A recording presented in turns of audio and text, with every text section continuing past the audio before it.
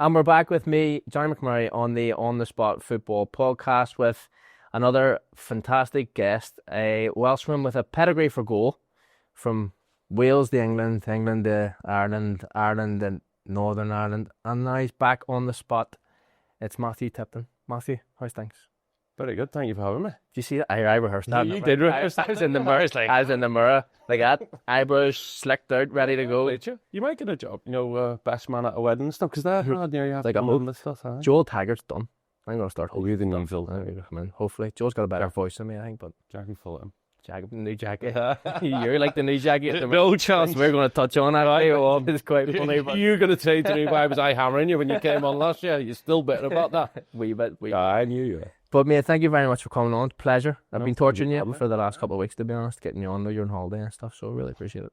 Wasn't on holiday. I was working in Spain. Again, no, you're on holiday. You're bronze. But listen, thank you. We're going to get straight into things. Oh, okay. Here we go. Bangor, North Wales. Yeah, Bangor, North Wales, yeah. Yeah. So, before you go here, don't tell me you live in Bangor, Northern Ireland too, do you? No, but it was funny enough. I live in Cumber, right. And but I remember driving towards Cumber and seeing the A5 to Bangor, and the A5 in Bangor in North Wales as well. So right, slight coincidence, but yeah, home away from home. Home away from home, yeah. Well, I've been here now nearly as long as I've lived anywhere. Right. So obviously I was born and raised in Bangor, left home at 16 to go and sign for Oldham, then moved here when I was just over 30. So right. 16 years at home, 14 years and a bit in England, in Oldham, and I've been here now 15 years. What was it like growing up in Wales? Small town? Well, it's a city, yeah, but it'd be small enough even as a city. 15,000 people, university city, cathedral city, so, it is an official city. Right. Brilliant, yeah, we lived on a big, massive council estate. It's like the second biggest in the whole of Wales, so just a young kid. You like what you do, don't you? And I just wanted to play football all the time, that's all. I remember, and, you speak to people and go back, and, I was known as the kid with the ball, all the way through, and obviously Dad working or whatever, and taking me to football whenever he could. And then probably I was 7, I got in the school football team. Okay. So I was junior 1, is in the old money, playing with junior fours, scored in first goal, and there was a team on our estate, Macclesfield, which is, the Welsh. So our estate's called Macclesfield, and then there's another estate. Say that again? Macclesfield. And I can still speak loads of Welsh stuff, right? I couldn't tell you what it means right enough, but so the football team was called Macclesfield because the big hill that led to the estate was Pembryn Hill, town of Bryn Hill. So I was torturing the manager, but it was only under 12s then. Football wasn't like it is now. Kids going is under 5s and all this. You mean with 10 teams at each section and red, blue, green, netball? So it was like in our whole city, I'd say 20,000 people living there. There was one football team, right. At that age group type thing. So, but under 12s, under 14s, 12s, 14s, and 16s. So there wasn't like a team for every age group. Yeah. When I was taught him, could I go and play? But obviously at 7, I couldn't play in the under 12s. Well, I wanted to, right enough, and I'd go and train with the under 14s. I'd go train all the time. And John Owen, he became a Man City scout, and then ended up at Man United for years. So I'd be like, John gives a game, and he's like, can't come to train. And I was like running about with like 14-year-olds, like, and I thought that would make it though, because I always remember seeing my brothers. 5, 6, 7 years older than me, and it was always like you go and play football with your brother with his mates, and you develop so much quicker at that age playing with people who are just rough and tumble. Do you know what I mean? Well, so at the back of our house there was a hill, and I'm not sure it was like proper steep, right? And why we decided to play football on the hill, up and down, right? And then running up and down. That's why my calves like that, because I was always on the team going up the hill, because I was the younger kids. But I just loved playing, and I just loved scoring. And you obviously playing the playground and stuff, but we'd go at night and be mad organised games, 40 aside or whatever. And even then, I could just score. It didn't matter what age it was, and kind of just went like that, But 9, then I went. John was taking some boys up to Liverpool before he went to Man City. He was wasn't an official scout, but he there was loads of good kids playing in our team and stuff, and he took them up, and I just went I don't even know if I was invited. I think I just got in the club used to have a minibus. I used to get in the minibus. Minibus is going to... He lived opposite Manana, so I'd just get in all the time. Anyway, we went up to Liverpool. I was about 8 then. And these boys were going on trial. And Neil Hughes, Jonathan Paddy. These are my heroes. It was proper weird, even though they were under 16s. Do you know what I mean? I was these are the like best players, you'd ever see and stuff, because you don't really know much, do you, when you're a kid? And like, obviously I watched Liverpool and whatever, but I knew these boys. And they went up anyway, and they're on trial, and I was just like kicking the ball about, as you do. And Steve Hyde was there, and he came over and said to John, "Geez, what about the young lad?" And he said, "I get him up next year on the 10s we start." And I went the next summer, like for trials for 6 weeks or whatever. So every Monday, and Dad took me. And then after the first week, they just said, "Yeah, you don't need to come back. Like he's done enough. He's in to come back in September," and that was it. Went up and down to Liverpool for about the next 4 years then. And a few decent players in that squad. Like. Yeah. Steven Gerrard was the best, obviously. I think that's it. There you go. Drop that in there, and then that's just the end. I don't need to really go any further. Yeah. So he was like that good then, you know what I mean? He was unbelievable. And a lot of players went on and had good careers. Jason Kumas, Michael Ball. Yeah. They were some top players, and did that a few years. Then Oldham opened a centre in Wales, and Liverpool signed Michael Owen, so I was kind of like looking at an exit path here, you know what I mean? Yeah. I was no dozer even at 12 and 13, like, oh, geez. One had serious pace. Yeah, he was, and he was sharp, and obviously we were both from North Wales, but he was kind of flying, and the way football was back then, you went everywhere, you know what I mean? I was going to different clubs on trial, and people like getting in touch. Then, Oldham opened a centre in Wales, so I kind of was training with them, still going up to Liverpool the odd time, but he was going less and less, do you know what I mean? And yeah. Ended up, we had the letter through the post, thanks for your time, and we'll keep monitoring you, but, we're going to release you or whatever. I was like 13. Then I signed for Oldham, did a year then of just trialling everywhere. Man City, Sheffield Wednesday, Arsenal, went like Blackburn, you know what I mean? All these clubs were kind of after us, but I decided to stay with Oldham anyway. Yeah, and at 14, kind of threw my lot in, signed a 4-year deal, See, whenever you're talking about the amount of trials and stuff you had as a kid, from you kind of saying that, you were just buzzing to be on trial. You didn't care about, I wanted to be at this club, stay there. You were like, I'll jump. It wasn't a case of that. It was just, look, these have invited up. So I went to Man City, right? They were like, oh, come up, right? Torturing us, and obviously John was in. I went and I scored 5 in the game. And then they were like, yeah, we maybe need to have another look. So, they said for Dad, I went, like, no, they need to have you know what I mean? You mad or what, right? Yeah. So I kind of, I didn't turn them down or anything, but I was just like that now. And then went up to Sheffield Wednesday. I think it was like 13. I played in the under-16s and scored like 6. Like I could just score. Yeah. But then they were like, yeah, we don't really do much else. And I was like, you'd be crying out for that nowadays, wouldn't you? If you ask somebody, like, somebody's going to score goals, but I kind of get that. I don't do anything else. Like I didn't run or anything. Like so, like as a kid, right? I was like that, and at the end of my career, which you'll see, and probably the viewers here will have seen, right? That I kind of just hung around the goal quite a bit, but the in between bit from like 18 to 30, like I did run around, and I don't know. Come on. Like, that's not lying to the viewers here. Well, I thought you said you wanted to boost them, right? So. Like I did, I have to, but to kind of make a career in the game, which is what I wanted to do. I didn't want to run. I wanted to just be that goal scorer, what I'd always been. And I suppose I'll touch on it a little bit further as we get to that period of my career, because I felt I had all of that success as a young kid, and I was like a child prodigy, if you like. Like from the age of 9 to 16, I never scored less than 100 in a season. Yeah. So the first year was 9, scored 135, 148, 178, 160. And then I went playing for Oldham.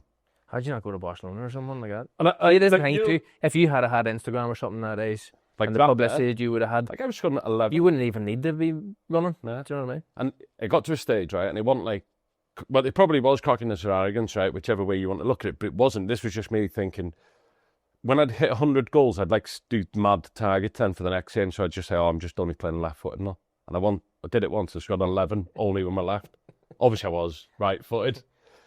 And it was just, and I think, so if we jump forward now, like 10 years, right, so 14 there, like the world at my feet, if you like. And then when I got to 24, I'd like got disillusioned because I was like, why am I shouldn't be playing at this level. Like I'm miles better than this. And like people might think that's like cockiness or what.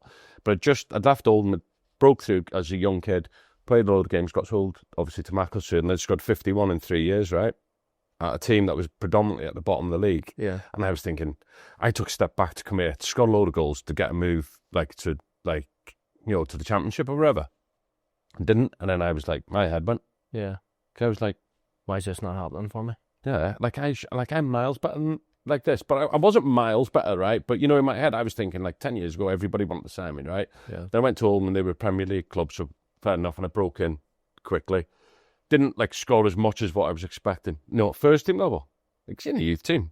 I was 16 playing in reserves and stuff straight away, but obviously made my debut at 17 at the first team, right? But it took me, like, ages to score. Yeah. I couldn't understand, like, how come I can't score? And then... Yeah.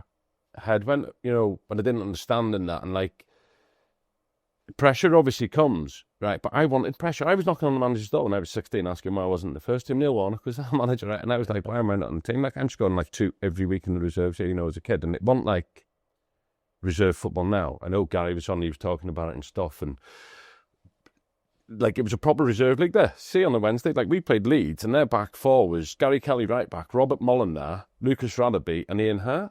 Like that was their back four. I was playing against them. I was Premiership back four. Yeah. They like because they were like struggling in the league. They put their first team like defenders to play. I'm like, what a learning curve that is. Like you're never getting that anymore. That's what I mean too. Never.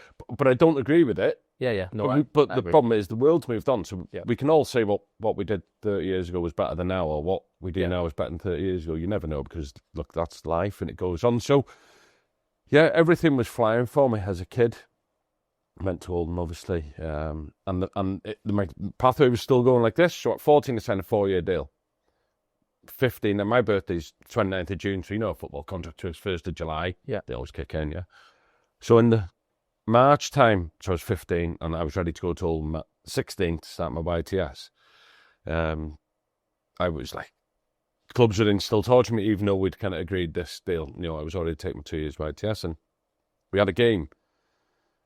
And we played Rochdale, right? So it's a bit of local derby anyway. It's got 5 at half time. I got brought off, and I was fuming. Like, I couldn't understand why they wanted to, like, bring me off. I wanted to play, right, and score 20. Yeah, like, or 10. Do you know what I mean? As many as I could. And they were like, I know, but their managers saying it's not fair because he wants to look at their kids, right? And I was like, to see if they're going to be good enough to get a pro or whatever, right? And I was like, well, obviously they're not. Yeah.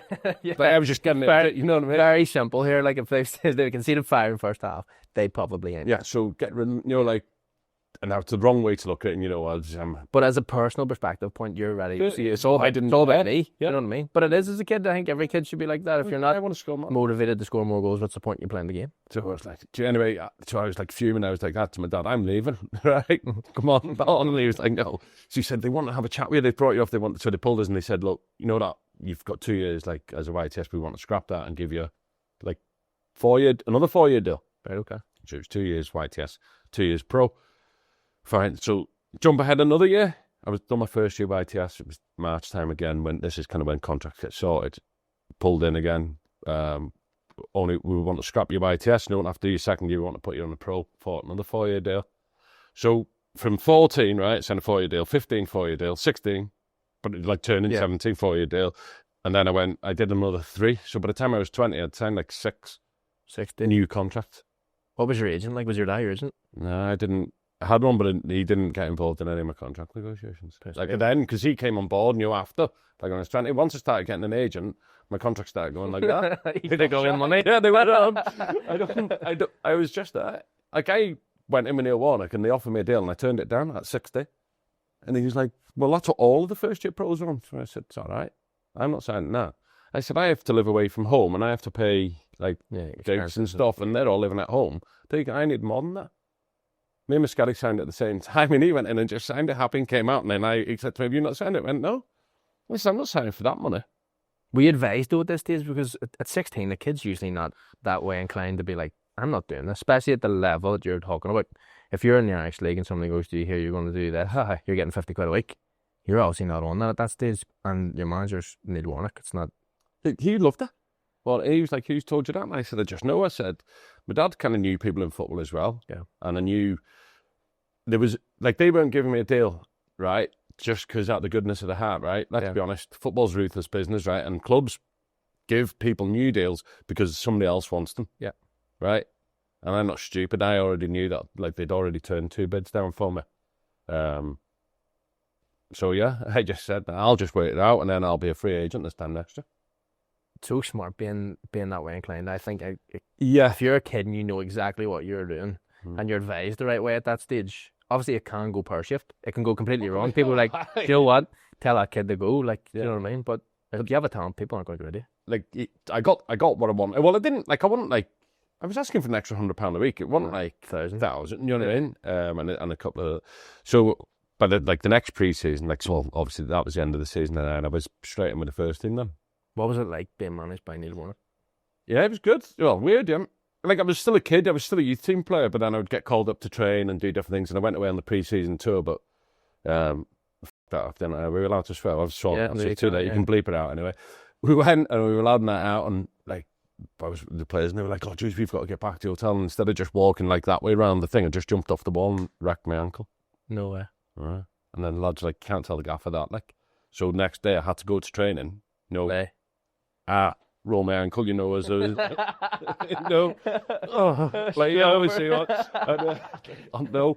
So that kind of set me back a few months, which is a bit disappointing because obviously I was busting to get in the team and that.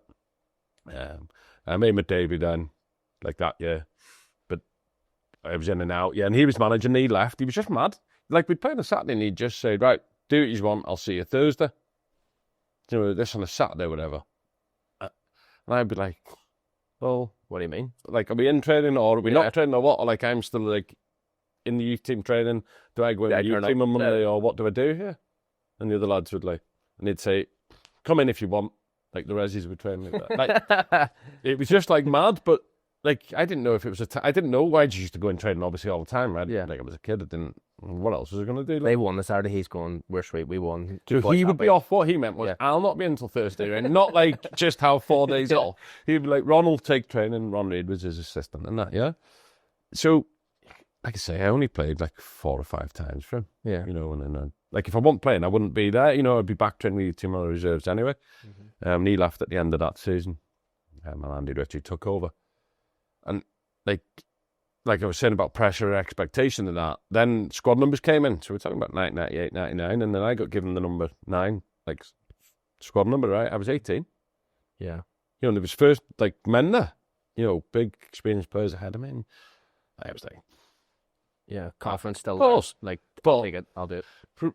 I wasn't really ready for it, even though I thought I was ready, do you know what I mean? And I wasn't, well, obviously I wasn't as fat as I am now, but I wasn't even as big. I wasn't one of them big kids at 16, you know, and I was good because I was bigger than everybody. Yeah. I was still very slight and small. It was like maybe 19, 20 before I really filled out. Like. Yeah. But I probably took too much on too young, thinking I could do it. And I maybe internally had that pressure on me and I couldn't cope with it. Like. See the shock of going into that first team situation where you're now the number 9. This focuses on you. You're a young kid and then you don't deliver. Yeah. What does that feel like? Horrible. And like knew it as well. You know what I mean? Like I got booed and that coming on. 8,000 fans in the crowd. Like, I was a kid. And then you think back and you go, why would you do that to me? Yeah. And I couldn't cope with it, you know. And it wasn't like I would never say I've had a drink problem or anything like that. But you know, you'd go for a few pints and be like, not bothered anyway. But really, you definitely are bothered. Do you know what I mean? Like horrible, like feel like crying or whatever. And well, hopefully not need them, but I'm sick of them. Yeah, no, but at least they're there today. Do you know what I mean? When you go back, you know, and I look now and I think of what I used to think then. I used to do stuff, right? Like not like self-destruction, but you know what? So say now, right? I'd maybe take a Chinese on a Thursday night, knowing that I shouldn't, right? But then thinking, if I have a bad game on a Saturday, like I wouldn't tell anybody I'd done it, but then in my mind I'd go, that was because I had the Chinese, and blame something else, not me just being rubbish. Yeah. John, I probably did that quite a lot in my career. You know that, so I already had a ready-built excuse, but I would never tell anybody that excuse. It wasn't like... It kind of just justifies it to you. Yeah, but I would never say to my wife or to any of my mates or any of the other players, "Geez, I had a nightmare today. Probably shouldn't have had that Chinese on Thursday." Like, I would never openly admit that. Probably today's the first I've ever, you know, because I've been thinking about it over the couple of weeks and you're saying stuff and I was thinking, do you know what?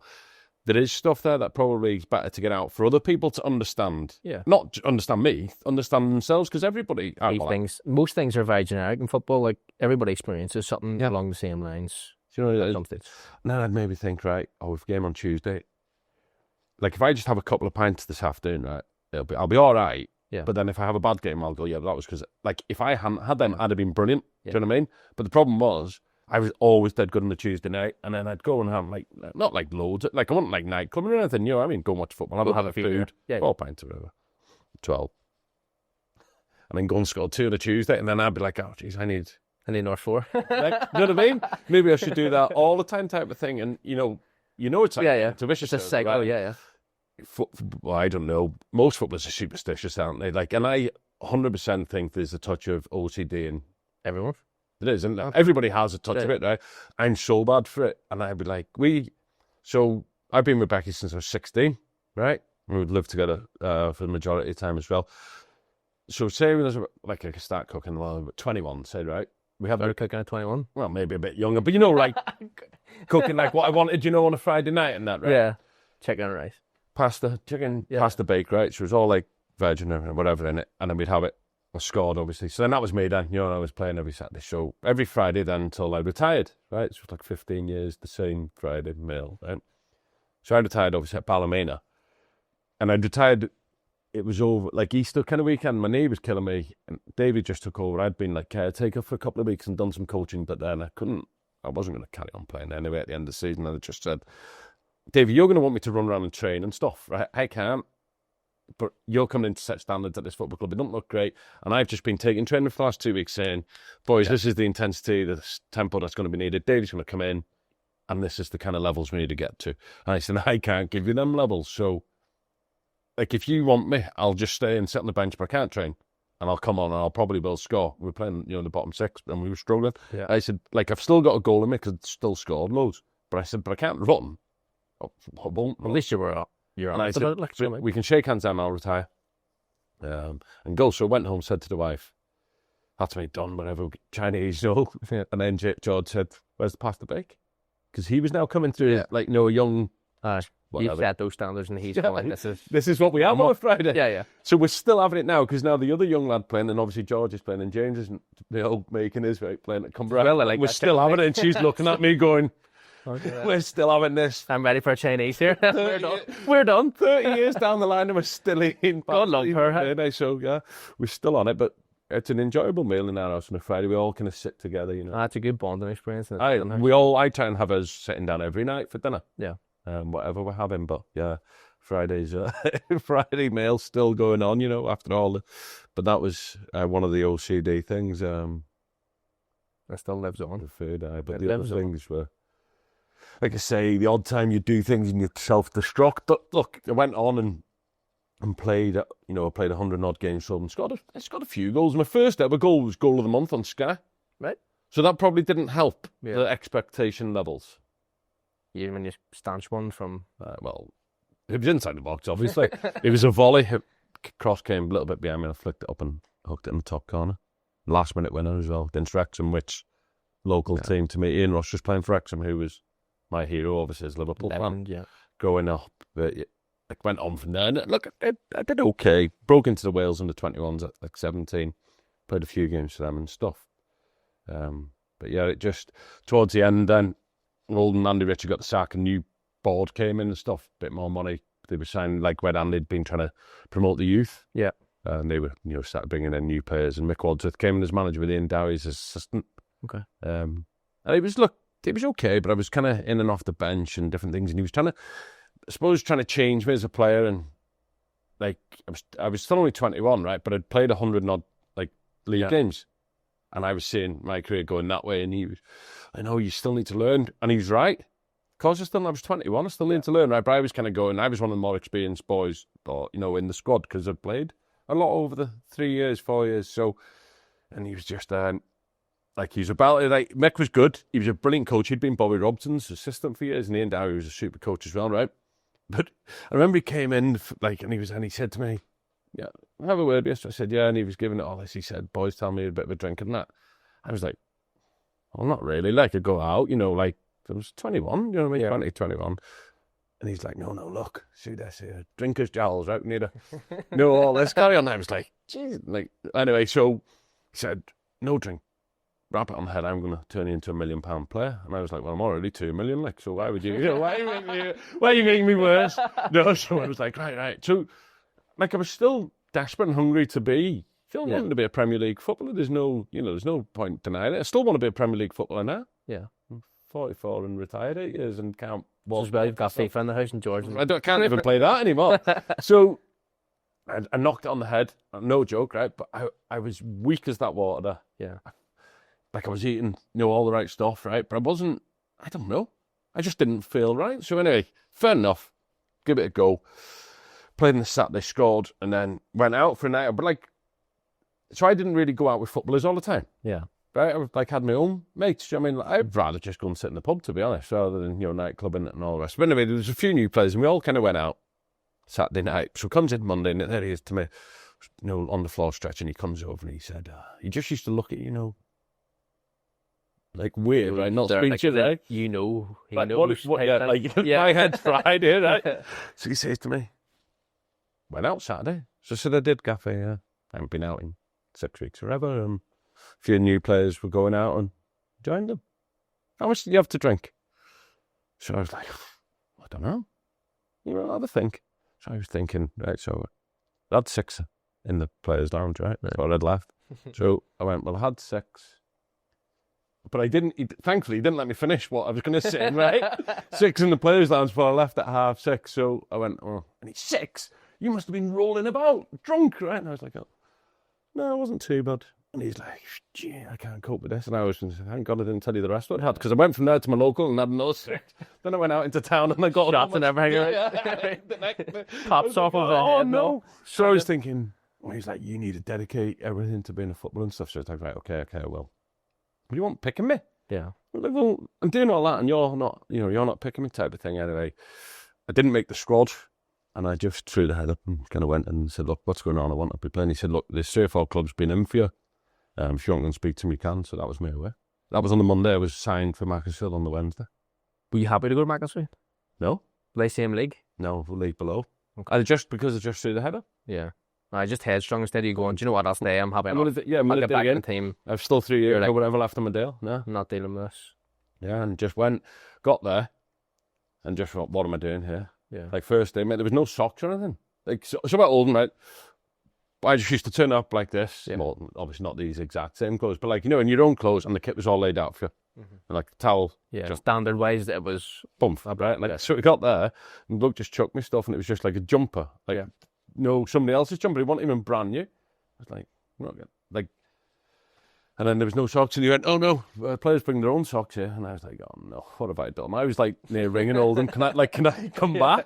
I ain't sorry for playing. I'm so sorry. That was just stupid of me type of thing. But look, I dug in and scored a few goals for the end of the season, and then went on and had a decent few years there. And I ended up obviously captain, and like I said, scored 51 in 3 years, and was the record, and probably will be the record goal scorer in the league, because the way that it's gone now, they're all the way down. Hopefully they do get back there, but yeah, it was just secretly you're like, I want to. Yeah, be good, but don't be that good. I want to see you do well, but just sell your striker after. Yeah, because it won't happen anymore, Johnny. Yeah, nobody will do that again. If they get back to League 2 and somebody's scoring 50 whatever goals in 3 seasons, they'll not stay there. No, they'll move 100%. Because that's what happens. And that's when, when I said it earlier, that's what, frustrated me then, because I was like, surely I'm getting a move here. Yeah. So the end of the contract was up, and I went in, and they offered me a good deal, and obviously I was on a good deal, and then I thought, I'm going to have, loads of people phoning me.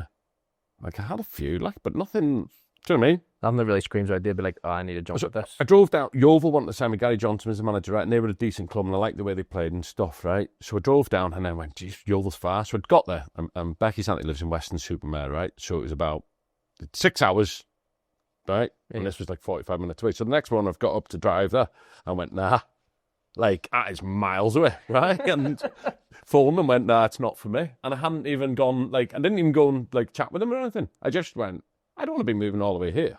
Miles away from anything. But see, whenever you think about it, back to the kid there, and you're going from Wales as a kid to Liverpool every Monday night, and then you're going from Macclesfield to Yeovil, or but I was like, Yeovil, they're not even not even that good. Do you know what I mean? They were par with Macclesfield, but they were obviously offering good money. Yeah. And then is that why though? Is that how they're trying to attract people? Are they a bigger player at that stage, and then you're saying, going, well, that'll probably bring people into where the area is? Possibly, yeah. And you need more, because then you need to buy a house, and obviously the house prices down south are way higher than in the north of England and stuff. So I don't know. And then I just went, nah. And then there was a few other tentative things, and so Blackpool came in for me, right? Who were a championship club, or were they a League One club? But they were kind of going up, that way. But their wage structure was mad. Okay. And it was like half of what I was on.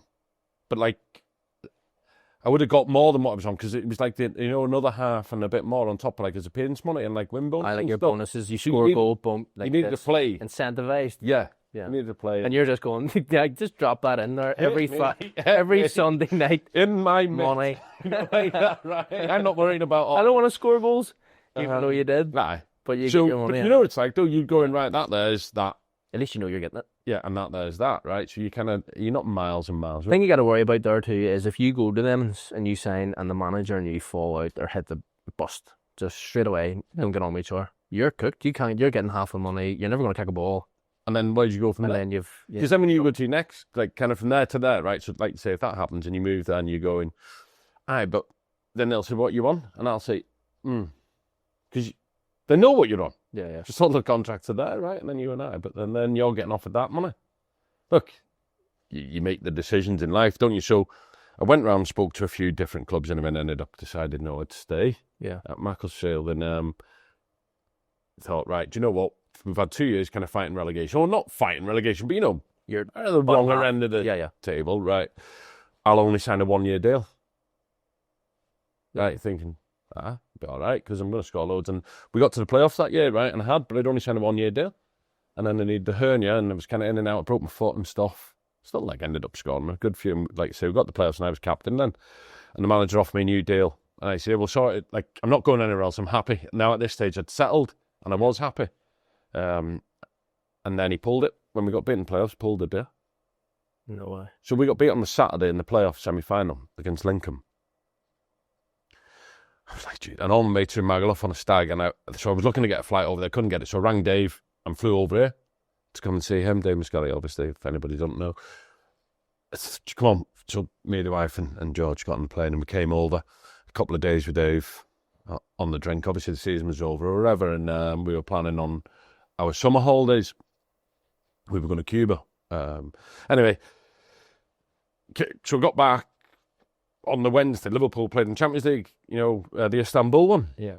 To watch that, went in the next day, and he just said, yeah, there's no contract. I went, oh, I'm coming in to sign it. He said, yeah, no, changed my mind. And right, okay.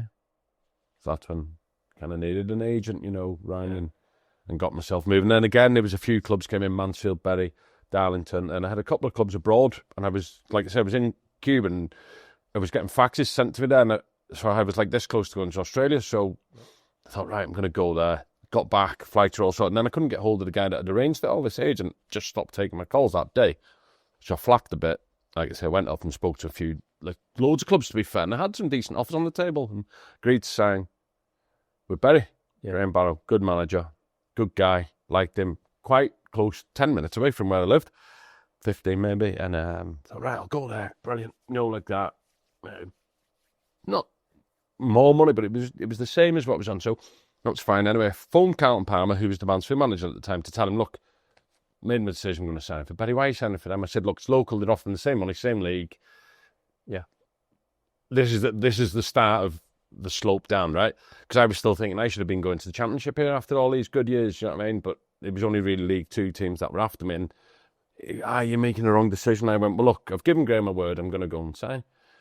Let me get back to you. So he rang me back and offered me more money, right? So I kept saying, look, it's not about the money. Right, I'm happy. I want to sign for Graham. I think the way they play will suit me better than the way that you play type of thing, right? No. Anyway, he kept offering more and more money, right? Where in the end, it was double of what I'd agreed with Bury, right? So I was like, what do I do here? So I said to Becky, but I don't want to go there, right? But this is the amount of money he's offering me. Yeah. Like, money does change things, doesn't it? It does. That situation you're saying going. So, and I'd been trying to ring Graham. So I'd said to Graham, yeah, I agreed to sign. Rang him, and I'll come down tomorrow lunchtime. Now I'm away playing golf for a couple of days, right? So I couldn't ring. No, yeah. We're talking here 2005. Like mobiles now, the people are glued to them. They didn't used to be, right? So I'd agreed all this extra money, and I just said, let me ring Graham, speak to him, and he was like, oh, I said, look, Graham, they've offered me. I'm not going to ask you to give me that. You told me that's the best offer you can give me, and I believe you. Yeah. But they've offered me like near double. I can't turn that down. He went, well, you can. I went, well, I could, yeah, but I'm not going to. Yeah. Like, it's stupid. I don't want to do this. But anyway, so off I went and signed for Mansfield. which was successful. I played 4 games for them. You still got your money at the end of the week, Did I? So I went there and told them to stick it where the sun doesn't shine after the 4 games. Right. And got in the car and drove home and had to phone Graham Barrow back and ask him, is there any way you still want to sign me? They'd lost 3 out of the first 4. It just didn't work. I was driving to Mansfield, right? When you're looking distance in mileage, about 45 mile. It was taking me 2 hours. Okay. And then I got there and we just fell out. The first day we fell out. He was like, tell me to do extra running and stuff. And I was like, nope. I've only had 3 weeks off here because of the playoffs. Goes right up to the end of May. I went on holiday and I was back and I was straight in training. He went, these boys been in 3 weeks, you need to catch up and all. He was making me do 800-metre runs in 2.5 minutes and get a minute rest. No way. Mate, see it around the running track, And then I was punctured. And like I said, I already knew I needed a hernia op. Yeah. From Macclesfield, but I'd bluffed the way through the medical. So, struggling.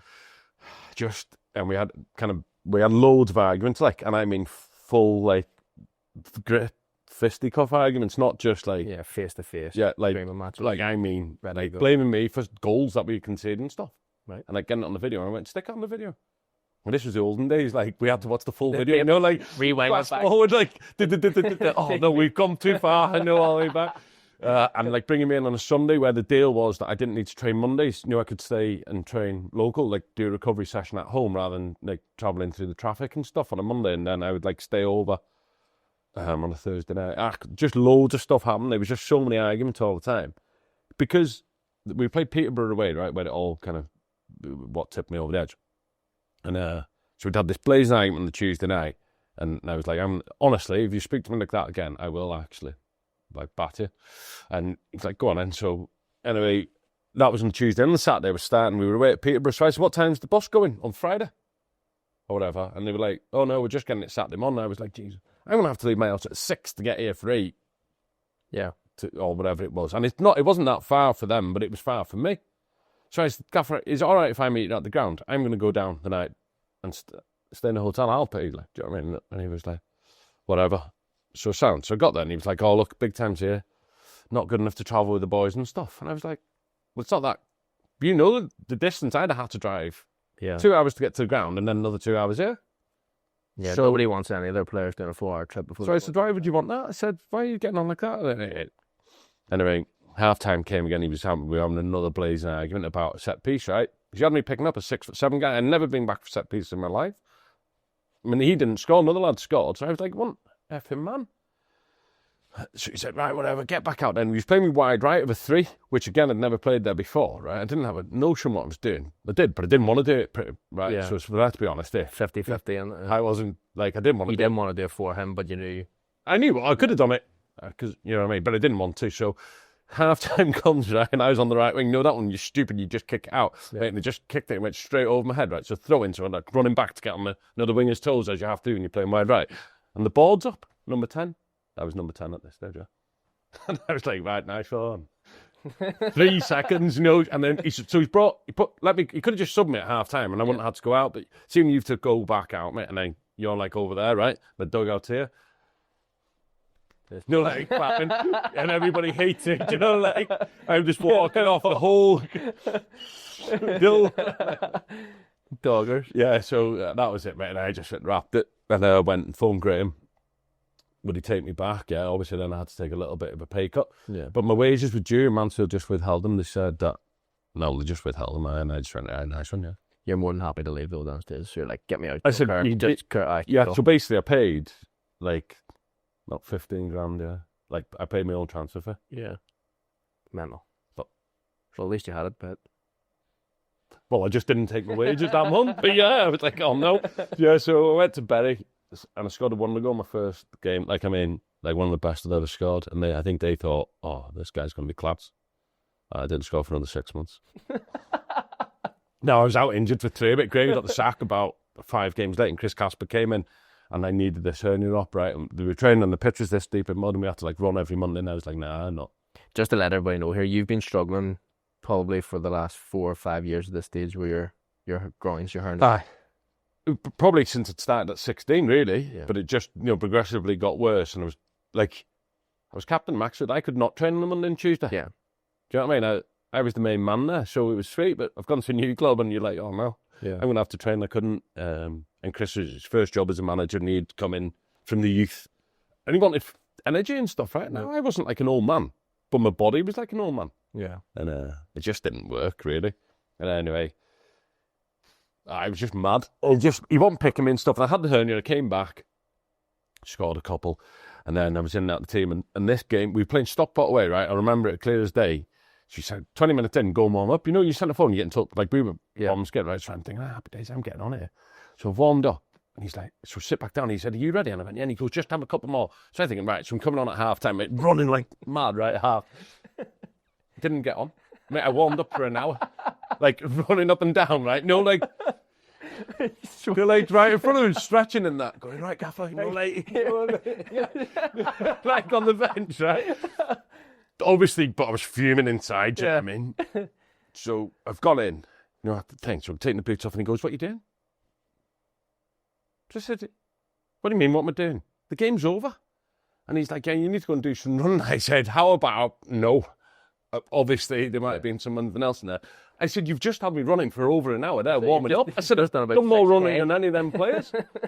I'm down that touchline. So I said, do you know what it is? Wrap it. I said, I'm taking a week off. I went and seen the sun. I said, look, my head's gone. We're going to fall out badly here. Like, yeah. And he was like, no, don't be like that. So took a week off, 2 weeks off, whatever, and went back in. And we were desperate. We needed to win, you know what I mean? We were struggling. And we were away at Darlington. And he got me back in the squad. You'll have seen this goal, right? You might not know who it was or what the game is, right? So Chris Brass was playing for us, right? And the cross has come in from Darlington, and he's went to clear it. So he's like facing our goal there, and he's went to like hook it over his head, and it's hit him in the face and went in. So this was like right at the beginning of the YouTube days. He like was the first million hits, right? Okay. Right, so boom, smashed him off the nose, broke his nose, and scored an own goal, right? Yeah. And I was warming up, but honestly, right, I was in creases. Like, you shouldn't be laughing. Like, we need to win. We're relegated if we don't win this game, right? There's 3 games left, right? But 2 games left, and I'm going, Brassett just broke his own nose here and scored an own goal, right? Oh, we're also 1-0 down, and when we go 2 down, now pressure's on, right? So he throws me on. I win a free kick, and we scored. Oh, it must have been 2-1 when I went on. I've won a free kick. Brian Barry Murphy, he stuck in the top corner 2-2. And then I scored the winner, like 93rd minute. Corner came in, keeper. What are you doing, goalie? Yeah. Don't be leaving me free.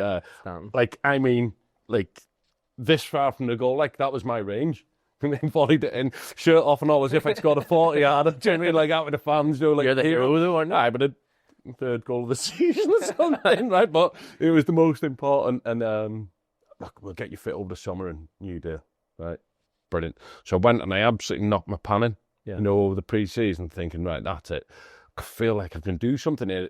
As much as I maybe didn't agree with Chris's methods, right, I did believe in them, if that makes sense. Because I knew he was going to be the right man. But I thought, right, I need to buy into his rather than him buying into me. 100%. I might need to change the way I'm playing. Yeah. Because he said to me... Or at least be open-minded. Yeah, about it. Yeah. And like, this was the start of when I started coaching and stuff, right? So when I was like... Because he kept saying to me, like, you're brilliant, but only when it suits you. Yeah. He said, I want 2 rapid wingers, right? And he said, but you're like taking it in, holding centre half, so rolling it back so you can get in the box. And he said, yeah, I know, but like, that's my game, yeah. So then I was thinking, right, well, I might have to be a bit more dynamic or whatever. So I went and knocked my pan in, got really fit, done well in pre-season and stuff. And on the Friday, we were playing the first league game. And the Saturday, I snapped my groin, my other groin. I should have had, obviously, the hernias had been back. No groin problems, but we haven't done any shooting all pre-season. The first time I went, groin goes. And that was me out. And then as soon as I got fit, just look, you can go. But then I went back to Macclesfield on loan then. You went to Macclesfield 3 times. 3 times, yeah. Yeah. So that year was good. Brian Orton brought me back. So the time that I'd fallen out with Mansfield, Brian was the manager, right? And then he said, would I come back when I'd fallen out with him? But I thought it was too soon to go back. But the year after I went back, then he lost his job. Paul Ince came in and was brilliant with me, to be honest. I really liked him. But I was at that stage, then I'd had enough of football. I was 26 and had enough. I just didn't see myself being on the merry-go-round for 1-year deals going forward to the next 10 years, right, or however many years. So I played a few and scored a few for him and done rightly, but the end of the season came, he was leaving, he went to MK Dons and said, look, be in touch and whatever, and then Ian Brightwell was taking over, and I just didn't like ring him back or anything. I just said, I'm wrapping it. I just like didn't know what I was going to do. 26, you're ready to give it. Right, yeah, and I just went and mate had a painting and decorating firm, and he said, "Do you want to work?" Like, bought a shop, like worked behind the counter in his shop for a week. I think, well, I know for a fact he paid me more than the amount of paint that I sold. Right, okay. And I also sold the most paint to Becky. She came in just at the board and decided we would redecorate our house. And so did that, and then I helped my mate had a carpet fitting firm, and I used to go and just, I wasn't helping him. Stand there. I was just company for him. Read the A to Z, and I was useless at reading the A to Z as well. I hadn't a clue where I was going, couldn't read it. And then I went playing non-league then for Hyde, and absolutely loved it. Yeah. Body could suit training better. So was this the first time you went part-time? Yeah. It was Tuesday and Thursday, but like in the conference and all, you're playing Saturday, Tuesday every week. Yeah. So you're not really training. Because you're playing a Tuesday and then the manager would just say Saturday, and I was like, do you know what? I don't mind this. Is that what can get you the lead? Well, you go to Hyde, and then there's Droylsden. Droylsden, yeah. You end up going back to Macclesfield. Macclesfield, yeah. It'll be the third time, but whenever you're in that conference setup, you kind of getting used to that, or are you going, I'll do this for a while, but I want to go back full time, or is it the groins? You're like, I didn't know what I wanted. Yeah, my body was near knackered already, right? So I'd had a lot of football from a young age, even though I wanted more. Yes, quite a lot at 16, 17, playing like 18, whatever. So when I went there, I could pretty much do what I wanted, right? And I could go for a beer on a Saturday or Sunday and still score all the time, and I was happy. I scored 27 for Hyde. Okay. I was flying. It was really good. We had a good team. And I just enjoyed it. But then I still thought, right, if I, like, that was how I wanted to play football. Yes. So that was what kind of led me on, towards the end of my career. I was like, well, just pass it to me near the goal and I'll score. Like, nobody could tell me anymore. But I was their best player, or potentially the best player, right?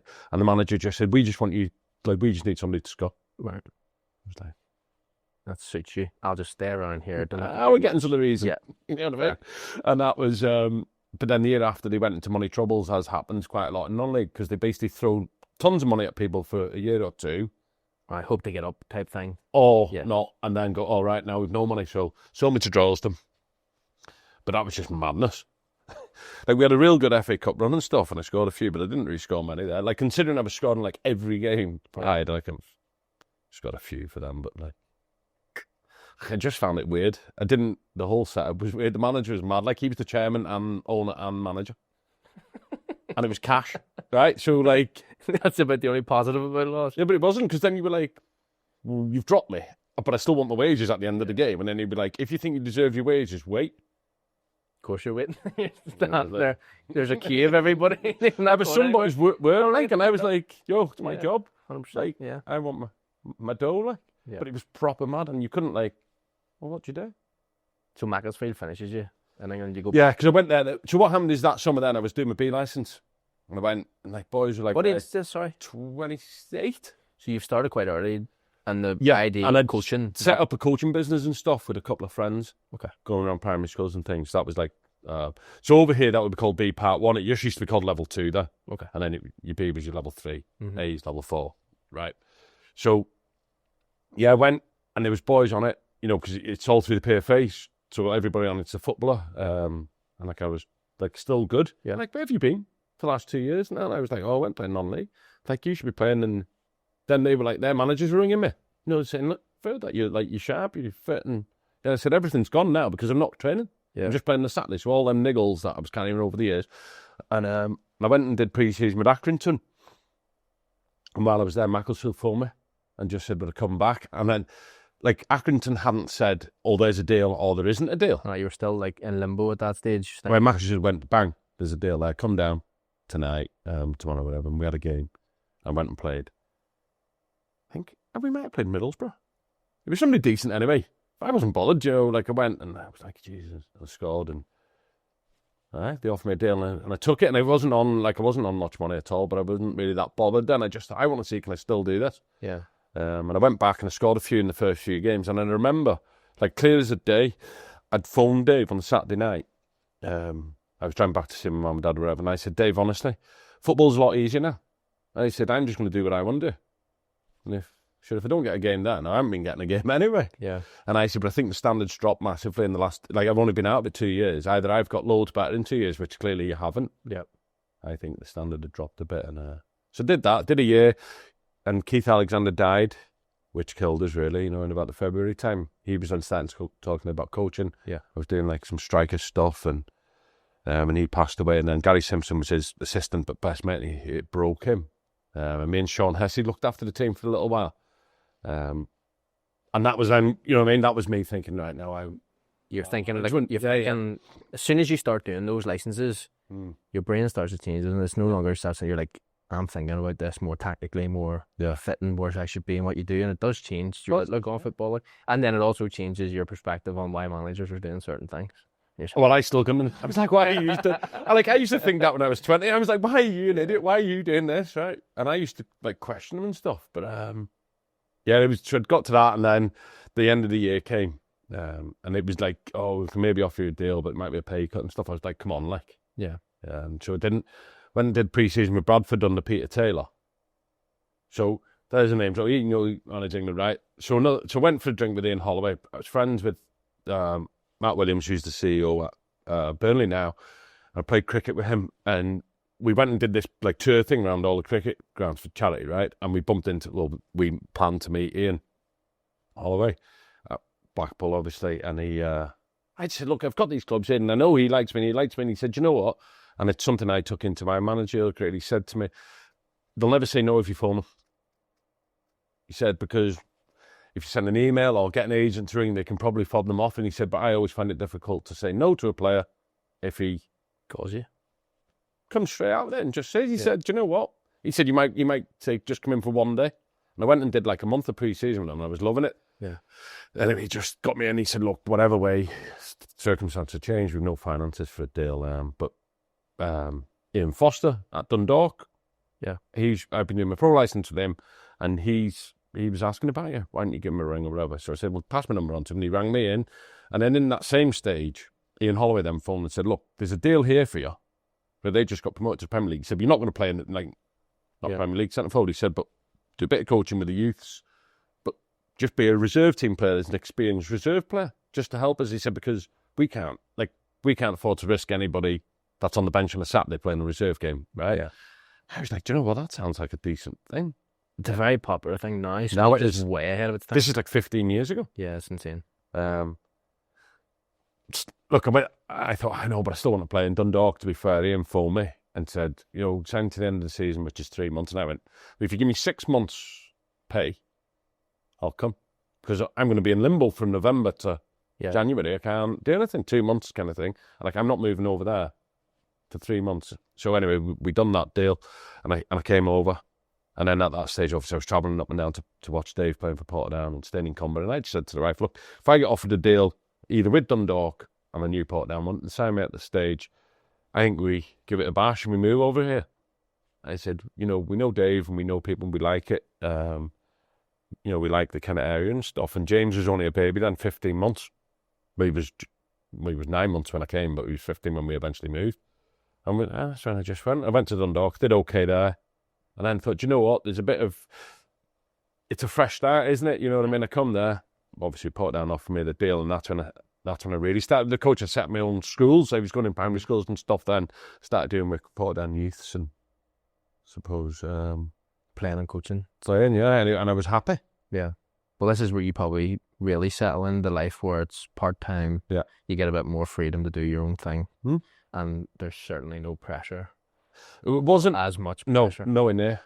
And I just found everybody was happier. Yeah, freedom different. And yeah.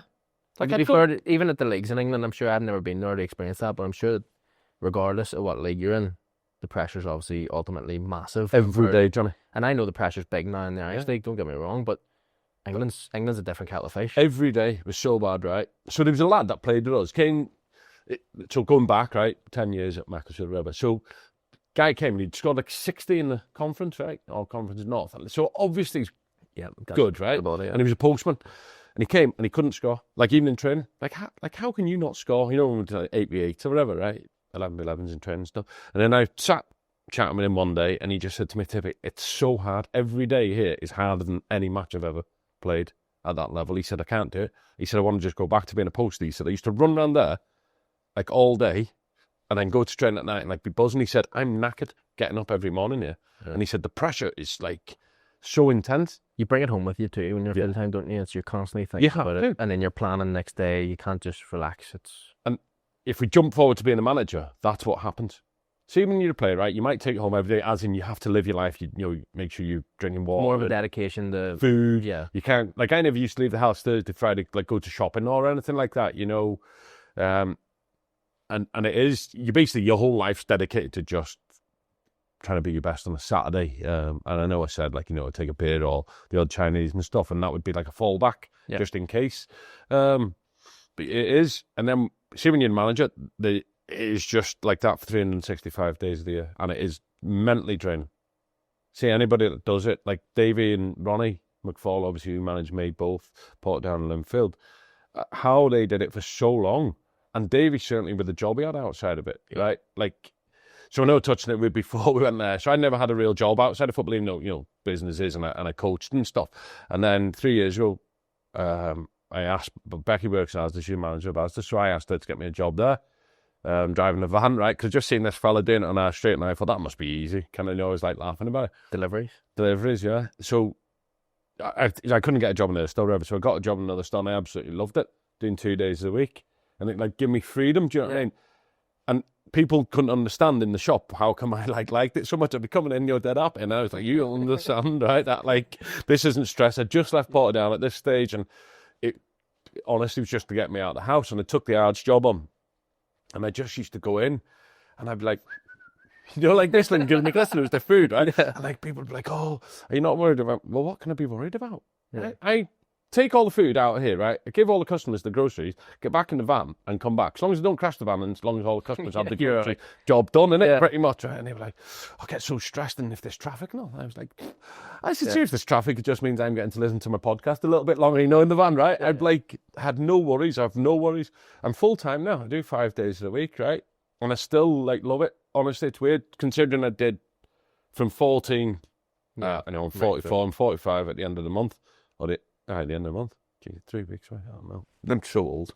But so getting to 41 without like having to get up every day to go to work. But now, like, I need that. Like, your routine set again, where you're like, I enjoy getting up and doing this. It's, you know, a big pressure. Mental health's a big thing now, isn't it? And I know you do brilliant work with it, right? And I don't want to blow too much smoke up you, but you are, you know, it's fantastic what you do, and certainly because through football as well. Yeah. You know, which is brilliant. My brother, sidetracked, he's set up something, right? So he's his is called Men Tribe, if anybody wants to drop them a follow, and he does, it's mountain climbing walks and stuff, and it's obviously it's brilliant what he's doing as well, and I have full admiration. Like, and I would say I've never struggled with mental health problems, right? Like, I've had worries and I've had you've had stresses, and you get me, but I would never say that there was any stage in my life that I thought, geez, I'm under mental health. But there was a stage, certainly, when I was managing at Portadown at the end, where mental health, or just me being mental, right? People don't take that the wrong way. I just took too much on, and I was like exploding, and I didn't know how to control it, and I wasn't controlling it in the right manner, certainly. I was probably drinking a little bit too much, and it wasn't like even a nice drinking, do you know what I mean? I was maybe just opening a beer to watch the game, you know, that night, and it was just carrying on through, and like I say, like, I don't think I was suffering from mental health problems. I just think the burden of being a manager was just went. Yeah, you're like, I need this escape more than anything. And I didn't know what to do. Do you know what I mean? And I had nothing else away from it. So maybe if I'd have took a job on that, I could forget about the football or do something else. Like, see me going swimming. I used to do like a mile swim every day and stuff, right? Like, I would do a mile and not know, because all I was thinking about was what player I'm going to sign, what player I'm going to release, what we're doing, right? And that was like just mad. And as a manager, right, you live and die by your signings, Johnny. Yeah, right? That it's fact. I hated signing players. I absolutely hated it. Do you know what I liked doing? I liked, like, if you're there, right, you're my player now, aren't you? Like, you're coming through the youth, or you might have been the previous man. I'm going to make Johnny McMurray better. Yeah, I liked that. Right, what I didn't like doing was signing a player.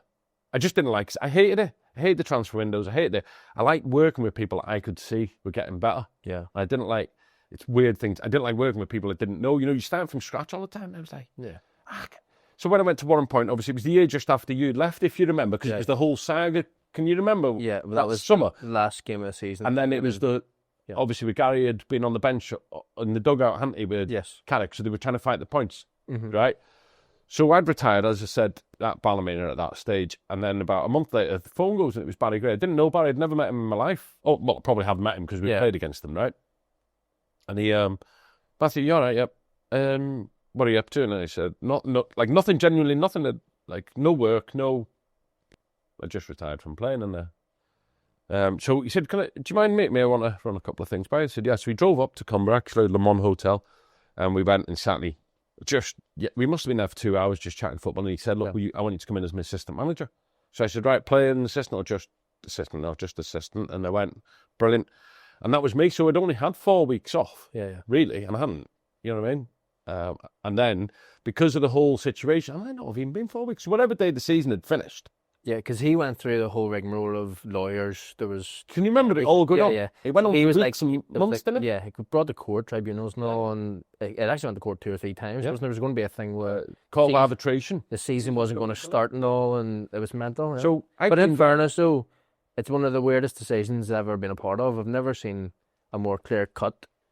Like, it's no planet is it a penalty. And he's like...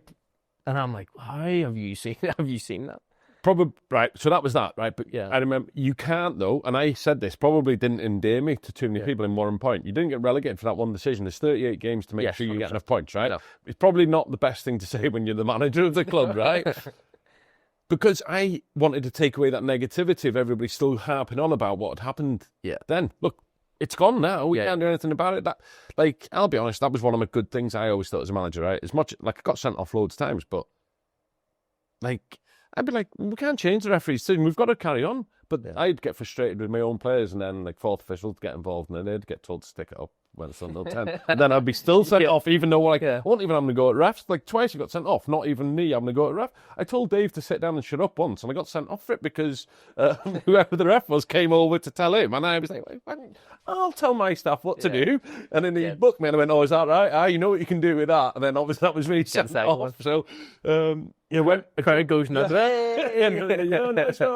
So I jumped straight in with Barry as assistant, and it was pre-season, and we'd only played a couple of league games, and I got a phone call. It was Carrick, may as well say it, because I know Davey ended up taking it, right? But they'd offered it to me, and I went to Barry and said, listen, I've been offered the job. I haven't applied for it, but they want me to go and meet them tomorrow, and he said, I'm going to step down as manager of Warrenpoint. Do you want to take it? I was like, well, yeah, because I know the players. So this is what I'm going back to, right? So I knew the players, because I worked in now as a coach, assistant manager, and there was a nucleus of a good squad there. Like, if you think there was some belter players, right? The ones that were obviously there from you. So Johnny Parr was in goal, Mona.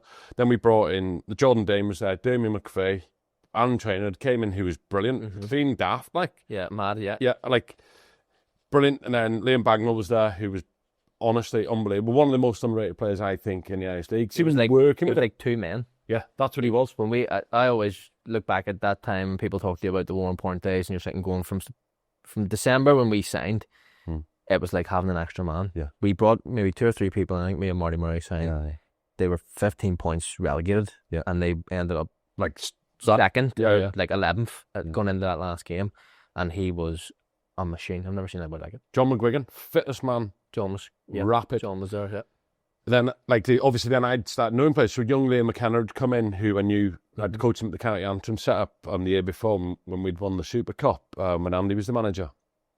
Conor McMenamin. Yeah. So I knew Conor was a young kid at Linfield when I was playing around. He was brilliant. Like, I used to say to Davey, like, no point putting me on the bench. I can't come off the bench anymore. Like, I'm old and like knackered, knees and whatever. Right? But he's brilliant. I'd seen him playing the reserves and he was class. I thought I loved him, but he was just kind of career went here everywhere. I was you know what I mean? He was like messing about in line, fell out at Linfield and then went to the Glens and fallen, and then he wasn't doing anything and tortured Barry to get him signed. But Connor's was probably, he reminded me a lot of me. You know what I mean? When I was younger, like tons of ability and stuff, and knew his own worth. Yeah, and he was like, not confident. I'm not signing for that, you know. And he was a kid, like 20, 21. So we brought him in. Stephen Murray was flying. Yeah, as he scored goals too. But Stephen couldn't do pre-season or anything, so it was real weird, you know. They were away doing the festival or something, wasn't it? Yeah, I remember that. So we never did that, and it was like weird. But you know, with a bit like the basis set of a good team, and I was like, yeah, do you know what? And then Larkin Ford was coming through like the youths, and I'd watched him playing in the Super Cup that year, and I was like, yeah, we need to get him involved. It's like say Barry stepped down, and I took over as manager. but I hadn't had to do any of the running about, the worrying about the signing or anything. Yeah. So my head was clear, right? I was like, yeah, this is what we didn't train, this time we're going to play. And we ripped up the league. So I took over, whatever it was, right? And I never lost a game until, like, it was 6 months anyway. And the game that we lost, if we had 1 point, we'd have won the league. And there was 9 league games left. Mate, I was sweating, right? Panicking. We were 18 points clear, and I was thinking, we're not going to do this. You know what I mean? And obviously we did it, and we ended up winning the league by like stupid amount of points. John scored 20 odd, Connor scored 20 odd. So you got there earlier that year, 27. Yeah. But then Trainer went to Coleraine, John went to the Glens, Bags went to Cliftonville. You know what I mean? Yeah, you start losing. You do well, and you're sitting going, "We've done well. We can keep this." And then to rebuild, picked out. And then like it was just like Johnny Power was like brilliant, right? And I loved him, but he was crazy. And then he'd say, "I'm going playing Gaelic tomorrow," and I'd be like, "I'm going to keep her." So we signed Big Blaney, came in, signed Doozle, who'd obviously went through his problems at Cliftonville, and he was kind of not doing anything, but knew he was going to be good. And that then summer was took up. But I suppose I was a little bit luckier then. I'd only just finished playing Johnny, and I still had a lot more connections. Yeah, and I knew a lot because would you have played with Doozle at Portadown at the time? No, he came to replace me. Okay. When I left and went to the Blues, but you just knew. And then I was like, I know, I think I'll get something out of it. Look, everybody, how many managers have tried to get out of Doozle, right? And we got, and see from then, obviously we brought him in until Christmas. He was amazing. That's when we sold him to Crusaders. But then we sold Stevie to Glenavon. Yeah. Who else did we? We ended up, you're losing boys, right? And then I was like, then the Portadown job came available. They approached me. Obviously, I was still Warrenpoint manager. And then I thought, with Portadown, I have the chance here to build something over years rather than every year. It felt like it was a year-on-year thing with Warrenpoint. And you kind of bring in people on the hope, right? They stay. Because look at the distance it is, right? It's not even that far. But in Northern Ireland, mate, everybody thinks it's the other end of the earth, don't they? Well, it's a good, at that night time, you're probably doing an hour down, an hour back, aren't you? Or 40 minimum if you're Belfast. And you can't really look for anybody. Like, it's even North Belfast, right, to get across the town is a nightmare. So you're going anywhere past kind of North Belfast is a definite no-no. And even North Belfast, you're trying to lie to them to tell them it's only like 40 minutes. Do you know what I mean? Yeah. You're trying to meet them in, like, Yorkgate.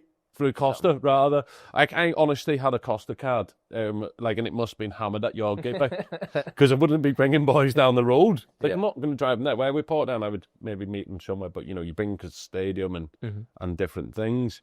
And I just thought it would be better. And at the beginning, went in, Niall had kind of built a half decent team, but I still thought, and there was boys that I knew, and I brought in the promise or the premise there that they want me to build from the youth up, which suited me. Yeah. It's going back to what I was saying about hated signed players. I wanted our players, so I could mould them coming through, 14, 15-year-olds, give the under-16s a pattern, how we want to play. Is this all, bring them through? In hindsight now, looking back, you going, they've told you this, spun a web? No, because it did go like that for the first 3 years. So, I went there, it was the end of the season, went March to the end of the season, we done rightly. And then the year after, I kind of got sucked into it a wee bit, when I was thinking we might need a bit of experience, right? And I brought in Johnny Flynn, Kevin Braniff, Mackle came back. I took him to Warrenpoint, right? And they all did okay. Johnny then decided that was him done. He was knackered. His knees were... and which is fine. And it was a brave man to admit that, because I've been there, and it wasn't too long that I was in his position. Yeah. And he was like, I think I'll get another year. But he couldn't, and that was fine. But then I'd said, you know what, I'm going to go. It was about the Christmas time.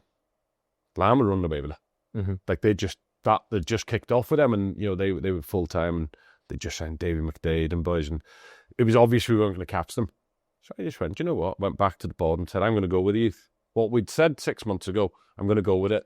Kevin and Andy Kilmartin were still there, and Sean and they were brilliant with the boys. But I just, in my head, I was like, do you know what? We have a future with these younger ones. Yeah. And we'll go that way, and we did. And at the end of the season, we got beat off Carrick in the playoffs, and then. Oh, we really went with the young ones, like. The following year ended up being the season where you... COVID curtailed. Yeah. We were well ahead, like. But then we brought Lee in, Lee Bonus. Watched him play on the park pitch. Yeah. He was roofing at the time, or doesn't he? Wasn't even at that stage. No. No, not. We got him the job with the roofing through David Jamison's. Right, okay. Just to help him out and stuff. Just a raw, strong, just blooded kid, wasn't he? Just wanted to do everything. And he'd show too, didn't he? Like he could do everything. He could fight people. Everything that you thingied, right? Here's a crazy, crazy story, right? Do you know how he got in my team?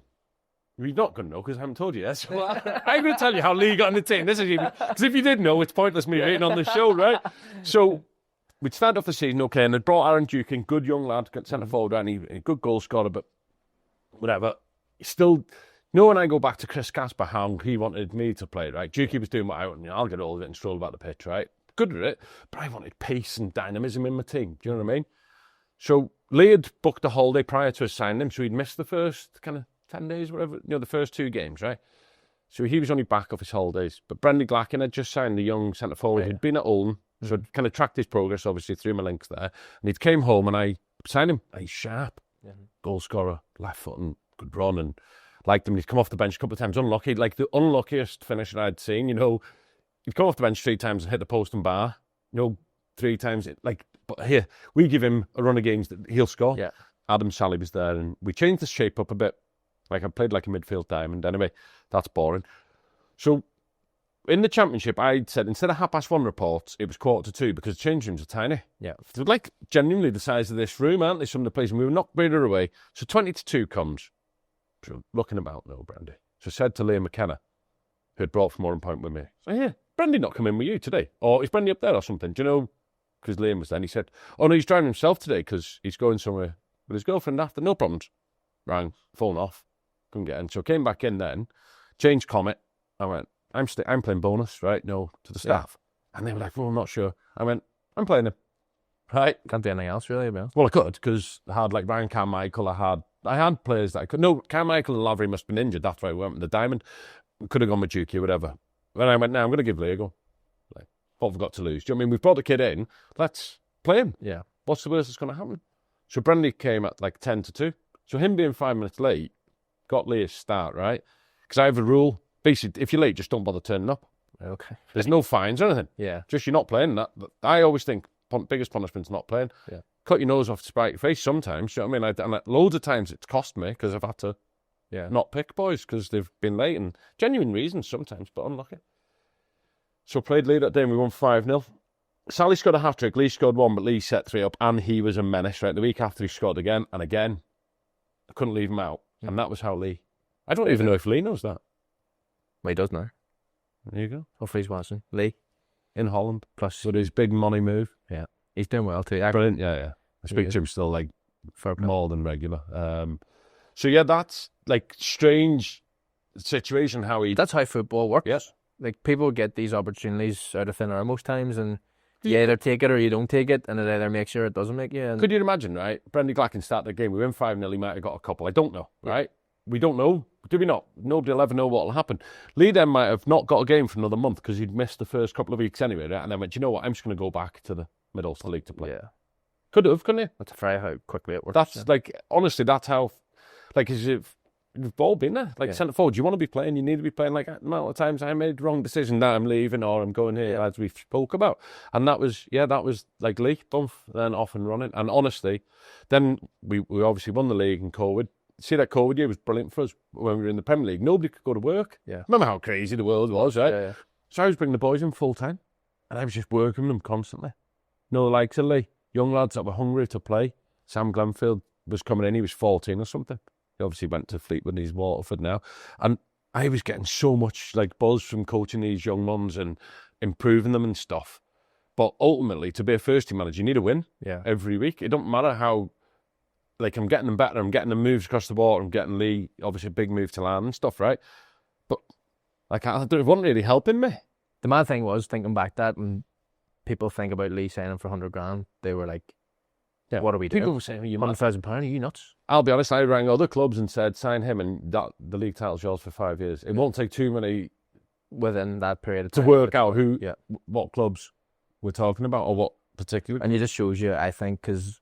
I'd be very close to Jeff and the boys and Lauren. We do a lot of our work on Lauren, but you can just tell that there's a difference about Lauren, and he doesn't give, like, there's nobody there to replace. You can't replace what he gave him for 2 years. You speak to other managers and stuff, right? And everybody, like, people think, why are you telling them stuff? Well, like, you need stuff, right? I want to make a 10 player, and I said, see, Lee comes in, right?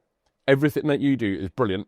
Link up, play and all the rest of it. I said, but you haven't got that. I didn't think, even though I know you'd been there and stuff, right? I didn't think they had an out ball. No. I always felt we could sit in against them. Yeah. Right? And that was what was happening quite a bit. I said, see, when he's there, teams will sit in and he'll... One of the things that I think that they did differently, which they never done 2 years I was there, is they never changed their shape. Nope. And he went in and they changed it to 2, and it worked. And he'd put it to 1 all the time for me. And we hated it. And the reason why I hated it, well, I didn't hate it. I enjoyed my time at Lauren, don't get me wrong. But playing as a 1 killed me. Yeah. And I was crying out for me and McDade to play together because we were best mates. And you've done brilliantly, obviously, with catheters at 2. I said, just give me what I need. Let me go and do it. Because then you were waiting most of the time. You're playing this and you were slow build up and they went wide. And for a year, I was like, I've run channels for 5 years and I've made a name out of it. And, And now, but he got to do it and it worked. Done it way better than I done it, let's be honest. And he's done it better than anybody else. That's why he got his another move. Fair play to him. Playing all nine. It's an incredible move and it really worked out, but there's a big difference now without him. Mm-hmm. Yeah. Look, they're worries that I don't have to worry about because I know playing ball. But this is then I'm having to think about that now, right? Yeah, all right, we've sold him for 100 grand, and see the month leading up to that, it was like heartbreaking. I knew he wanted to go, right, and I didn't want to like that boy. Yeah. That I'm ruining his life here. Yeah, you know. And I was like, I'll get you move, right? But then the board were like saying to me, and I wasn't picking him, no. Like, you know, in Irish Cup games, and I was saying, now he's sick. And then they were cracking up at me. Yeah, because you knew you were... But I wasn't stopping his... Yeah, because you knew move, if he would play in the Cups. And then it was kind of like... So the previous general, Ronnie Stinson, he was one that wanted to go to youth, and then he passed away, unfortunately, during, just prior to that. And then Davey and they wanted... I don't know if they wanted to go in a different direction or not. We just lost, and then we had a bit of an argument, and that was it. But at this stage, you've been there for quite a few years, 3 years, and then they offer you a 4, 5? 5-year deal, yeah. Who in the Irish League gets a 5-year deal for it to be cut short after, 5 months? 6 months, 7 months, yeah. It was strange. So strange. Yeah. And look, it happened. But that was the stage, that's when I'm telling you that I was like struggling at this stage, right? Because I just couldn't understand why nothing was working. And it wasn't like I'd lost any enthusiasm, but my mind, but saying that, right, that the training pitches where I was good. Yeah. Right. I needed to be there, but I was doing everything else. And maybe I'd lost sight of what I was good at. And then I was kind of maybe snappy at the players and stuff. And I wasn't spending enough time with them. I wasn't giving them the love that, I wanted to give them all they needed from me. Do you know what I mean? And how I would get them to set up and play. And then it was basically doing 10 jobs, but 10% of each of them. Yeah. Rather than doing one job brilliantly. So I'd gone from being I was full-time all the time anyway, right? Because I didn't have another job. So I was full-time as manager, but everything was there.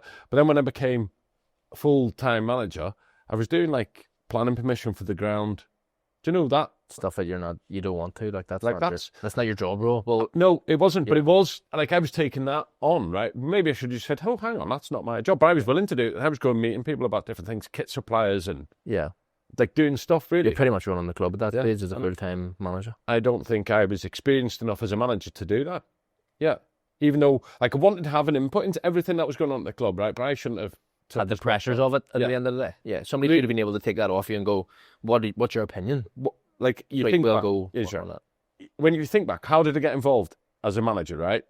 I built up a decent reputation as a young coach. Yeah. Must have. Because why did Barry Gray ring me? Because he'd heard that I was doing good things as a coach, right? Must be because you don't, football's weird, isn't it? That's the only reason, word of mouth, whatever, and I went and did that. And I didn't get the Portadown job because I hadn't done well at Warrenpoint. Yeah. We'd won the league, at a canter, won the Mid-Ulster Cup, which was the first ever senior trophy they'd had. We'd produced players, we were getting players in. Selling players. Yeah. So it must have kind of done okay. Yeah.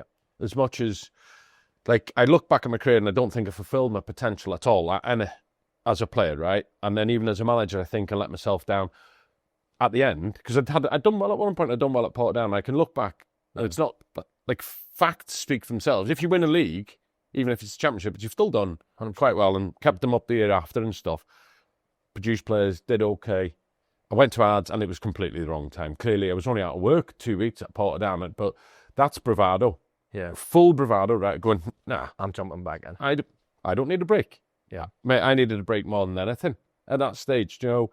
And I kind of played at it at Ards, and apologies, any Ards fans and the board and stuff, I didn't give them what I'd given the other two clubs previously. Yeah. Just because I didn't have it to give. Joe. You're exhausted at this stage? Yeah. And it wasn't... I'm not bothered. Yeah. Because I was bothered, because see, when I got there, I cared more than anything on the Saturday. I probably cared more at that stage, right? Because I knew I wasn't fully invested. Does that make sense? Yeah. So when we lost on the Saturday with that, it probably hurt me more than Portadown and Warrenpoint, because I knew that I hadn't given my best leading up to it. So I always used to be able to go to bed on a Friday night, Saturday night, right, before and after a game as manager of Warrenpoint and Portadown, and I've left no stone unturned here. I have done everything. Video clips, showing the players everything, giving them every bit of info that, too much, sometimes, do you know what I mean? I didn't really get involved too heavy at Ards, and it was always an excuse, mate. I always had an excuse for it, do you know what I mean? I'm a big boy, like. I can admit I was wrong, and I can admit I was making excuses. She was no ground, so how can I get pre-match meetings with the players? You find a way. Yeah. Find a way. Yeah, pick a location. When I was Warrenpoint manager, I would have found a way. Yeah. When I was Portadown manager, I would have found a way. But does that come because you feel like, let me rephrase that actually. How quickly after you take the job do you realise it's probably the wrong decision?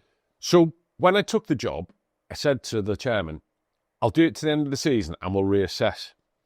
Okay. Let me see how I feel, you feel. And then we're not tied into anything, right? But I went there and I got them playing some good stuff quickly, and they hadn't won for 3 months. Right. Went to Lock all the way and beat them 2-1 the first game, right? And I was like, okay, I can do this, do you know what I mean? And then we had 3 or 4 5-0 wins on a run, right? So they came to me and said, listen, stay. And at this stage, you're getting results, you're going, I'm in. Okay, let's do it. Yeah. Yes. And probably without doing it to the full capabilities that you were, you're probably like, this is a gift for me. Yeah. I can do this, right? And like we were playing top football and stuff, and I was like, yeah, do you know what? And I agreed a 2-year deal. And it was probably, okay, that next season was all right, do you know what I mean? But not, and at the end of that season, I was like, I'm not sure. And see, then trying to sign players, and it was getting harder. Yeah. Obviously, more money coming into the Premier League, and people weren't willing to drop down. If they were willing to drop down, it was double what I wanted to be paying them. But rightly or wrongly, do you know what I mean? You didn't have it probably to spend, so. And I wasn't a manager that always was looking more money, because I'll go back to what I was saying. I wanted to improve players that I had. Yeah. And like hope that like I could get a 50 quid a week player, right? And go, here, do you know what? I'll make him to £100 a week player, or 100 into 200, you know? People would go, geez, you're not that good of a coach. I know I'm not that good of a coach. I've never said I am, but I like that thought of getting people better, you know, and getting young lads in and around me. But Ards didn't really, like, they've got a youth setup, but it's not a elite youth setup, if you like. So they've no players in any of the pathway programs, so I couldn't be bringing in 15, 16-year-olds what I'd done previously. Like, you need to be exceptional to get in at that age. But if you've got exceptional young players, throw them in. I wouldn't be frightened of that, but I didn't really have any to do that with. And I think around about the October and November, I went and sat the chairman down, and I just look, I'm not wrapping it, but I won't be staying on beyond my contract. Yeah. You know, I think you need to have a plan in place to go forward for the future of the club. It'll be the best of the club. And he said, yeah. And then he just came to me, you know, Christmas time, whatever, and just look, we'll probably just have to part ways here in the new year. You were happy at that stage, right? Yeah, it wasn't like, I was like, right. Not like disappointing. I was more disappointed because it hadn't been a success, right? Not because I was thinking I was getting the sack. It was more a case of, I felt, you've done yourself probably the service too. Yeah, it was me I was upset for, right? And then people think that's a selfish way to look at it. But your reputation is still everything. It's your reputation. Yeah, you're potentially going to go back into a managerial job now, 100%. Right? Because of this. Yeah. Like I've decided, so when I stepped away at that stage, right, anyway, or whatever, we parted ways, shook hands and all that, said, I'll not take another job on for a year. Yeah. And let's see what life brings. Yeah. Right. I'll just drive the van if need be. 100%. I was happy enough. Do you know what I mean? I was picking up more shifts, and it was kind of sweet, and I thought probably get offered something here or there. And then Andy Warworth told me about this opportunity to come and get involved in the new setup they were doing with the IFA. And I went in and did a week, and I was buzzing. Yeah. I had no voice for 2 days after because I was properly coaching again. Right, so when people think, what do you mean? How you be properly? Because surely you were properly coaching, you were a manager, but there's a difference. Because you have, you know, he might be taking that bit of the warm-up, they might be taking a passing exercise or possession exercise. Really, as a manager, you may be coming in for the last bit, for the organisation of the, you know, the shape and stuff, and then just watching the five-a-side game at the end, really, aren't you? Encouraging, and when you're coaching young kids, you get so much enjoyment from it, and the pleasure of watching them improve and wanting to improve, right? And you're working with the best players in the country now, who are there because they want to be the best, right? And I thought, you know what, I like this. Yeah. So I did that for a little while. Didn't know where it was going to lead to, but that was 18 months ago. And, you know, Touchwood and all the rest of it, like I see that as a better pathway for me now. Yeah. Like I'm happy. I'm happier at home, right? I'm happy with people. I'm more open and honest to stuff. I probably wouldn't have said this 2 years ago or whatever as a manager, because you would have to be guarded, because I'd be worried, if I be honest and say that I don't want to sign players and I don't want to do this, or I don't like that type of thing, I'll not get another job. See, if it doesn't come to me, I'll not sweat it, because I've had a go at it, right?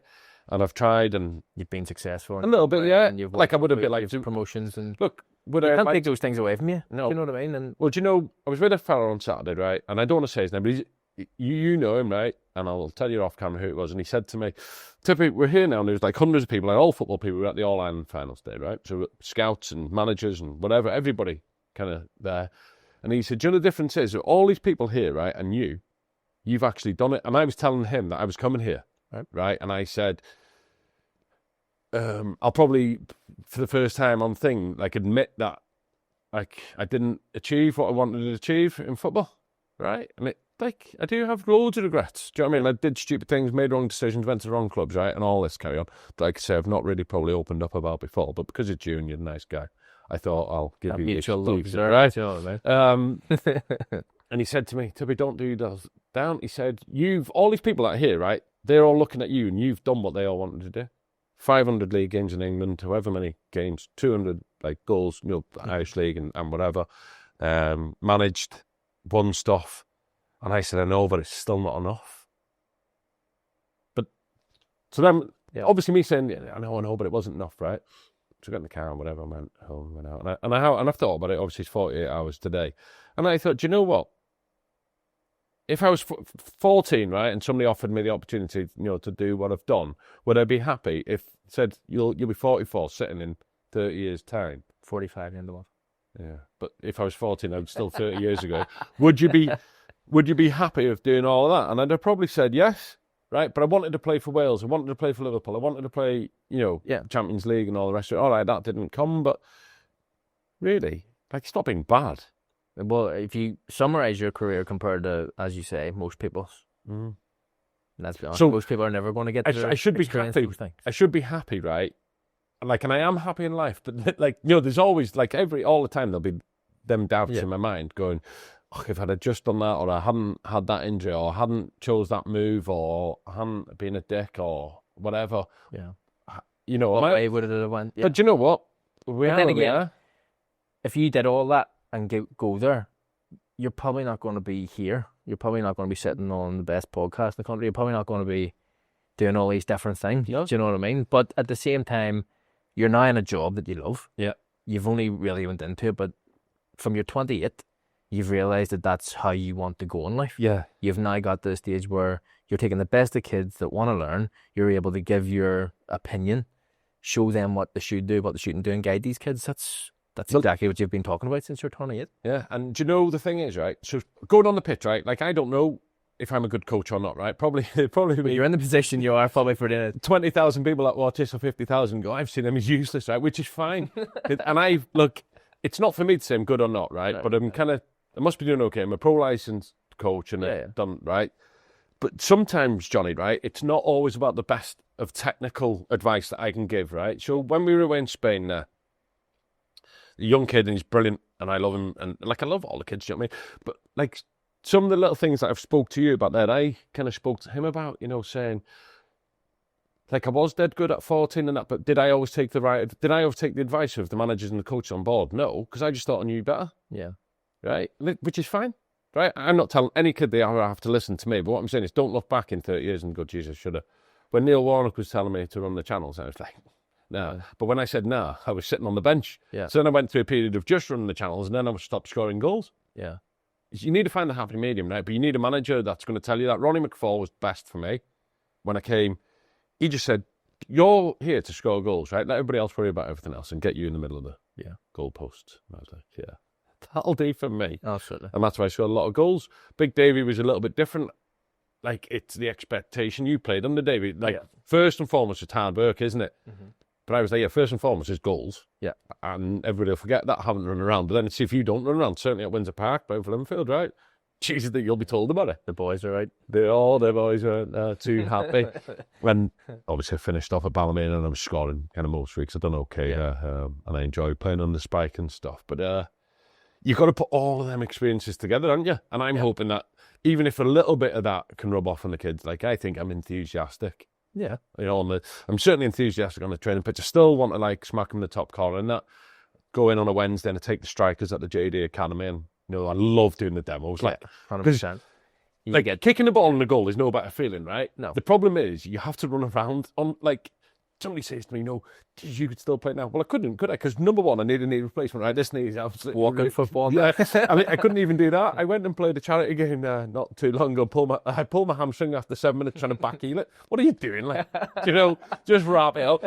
But give me the ball 12 yards or closer to the goal, and I'd say 9 times out of 10 it'll go in the back of the net. But the problem is, if I ever play even the charity game, I can't get to 12 yards to the goal, right? Because you'd be offside. I can't just wait there all game until the ball comes through. You stand beside the goalpost, talking to the keeper, and like you know, like American football would be all right if I could. We're talking about my goals. I said I found one.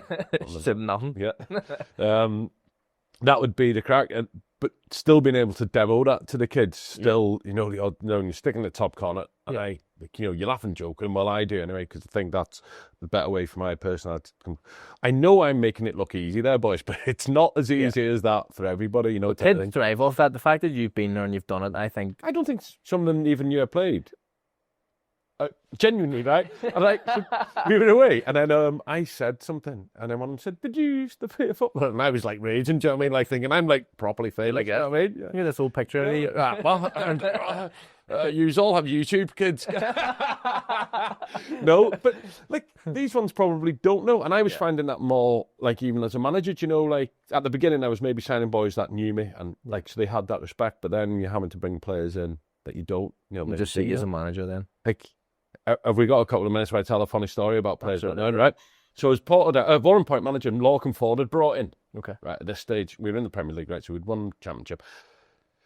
Championship, you don't really need to go too in-depth on the opposition teams, right? It's basic shape setup and where we're going to exploit. But in the Premier League, you know the crack you have to give it the right. So I was like, listen, Jim Mulgrew, I'd gone around a few different players anyway, you know, like that, right? And I said, but Jim Mulgrew still makes them tick. So we're going back 8 years here, right? And we were still thinking he was coming to the end then, you know, I said, but he's still their main player. Another year, right?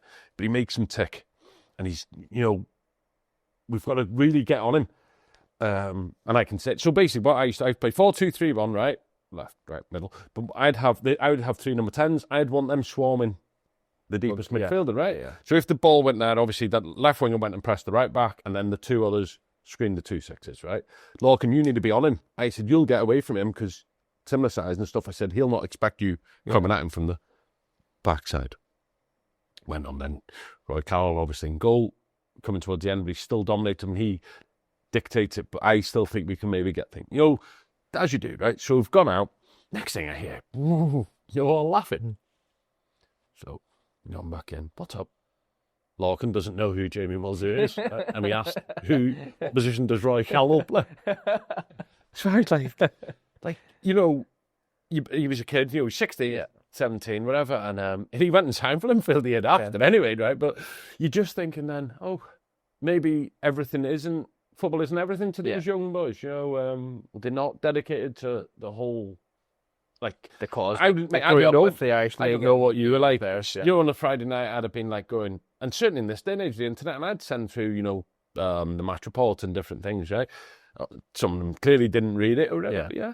I would have wanted to know who I was playing against. Maybe I'd have been better if I was like Lorcan instead of worrying about that. And he just went on the pitch and dribbled past 6 anyway. Yeah. Didn't care. But he had ability. Like, Keddy took off, didn't he? Like, he's brilliant. He's come back to Warrenpoint, and I hope to see him doing well. Do you know what I mean? But players are funny. Like, I remember another quick one, right? So we're playing away. Doozle had gone AWOL, right, for us at this stage. Decided he was leaving, that was fine. So I've went in and I've said, right, boys, as you probably know, Darren's not been here for 2 weeks and he's decided to move on to pastures new. No problem. So chatted away, team, whatever, go out. And next thing, you know, again, the laughter, right? I wonder what I said in the... Because you always worry what you've said in team talk. Because as a player, I used to wait for the manager or assistant manager to slip up on something, and mimic it. And you do, don't you? Right? That's I was like, oh no, what was said in there? So I've come in, and they went, Poggy, right? Poggy wants to know who's the manager of Pastures New. He wants to know who the manager of Pastures New is. I was like, oh God, what chance have I got here? Like, you're just thinking, dearie me, yeah. But no, good times. But no, I think now, Johnny, I'm happy. I'm happy in life outside of football. Yeah. Because I'm out of that bubble of, constantly hammering it. I think coaching the kids and stuff, that, like, sounds weird, the kids give me pleasure and stuff, but they do, because I can see them improving, I can see them growing. And, like, I don't need my ego filled by results. Yeah. Like, see, if you're involved in kids football, you can't get sucked in too much on results. You need to... Well, I don't know. I'll find out if I get like development. Yeah, it should be, and we don't play enough games. Obviously, as they get a little bit older, it goes into international stuff, right? But at the minute, I'm not working at that level. I'm working in building them so that making them ready to be passed on to Michael McLean and Chris Lindsay, and I've been working with them guys, and I'm like learning off them now. Like, and I love that. Like, instead of me being like the top man or peer, right, and like the main coach and everything, like I'm like picking ideas off them and learning. I've been working with Chris Morgan, and brilliant. You know what I mean?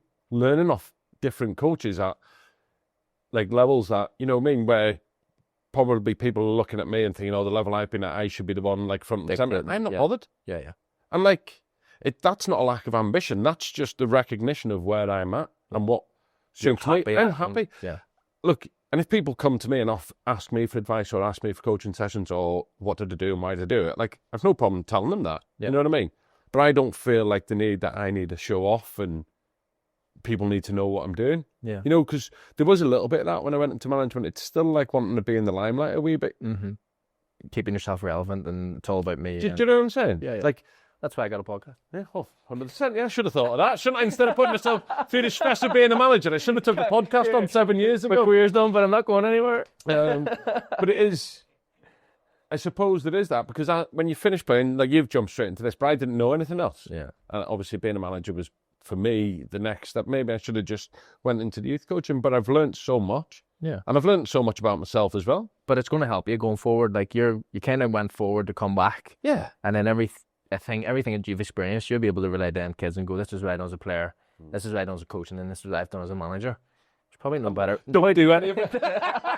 Go that way. If I tell you to go that way, yeah, where's Chris Lindsay? Get him in. I get him to coach them and Michael, because they know what they're doing. I'm like, am I just here as the class clown, or I just make you all laugh and whatever? But like, we were in Spain. We were playing Spain. Yeah. In Spain, the best. Like, I'm saying, the best pitches that I've ever seen in my life at any level of football. Shamrock Park. Yeah.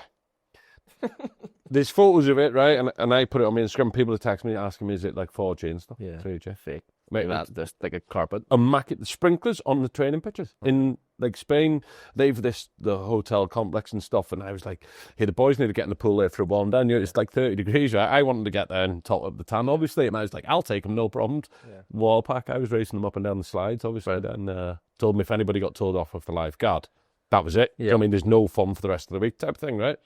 I was in charge of them for an hour.